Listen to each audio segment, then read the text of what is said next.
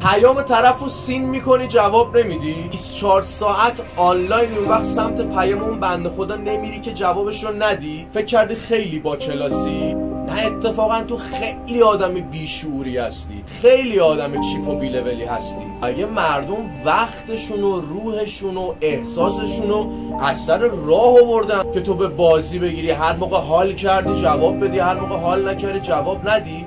اگه با طرفت حال نمی کنی، خوشت نمیاد، آب پاکی رو خیلی محترمانه بریز رو دستش. اگه ملت بیکارن، طرف نشسته منتظره که تو جوابشو بدی، وقت میگی وقت ندارم. اتفاقا وقتم داری، ولی چون بیشعوری حالیت نیست.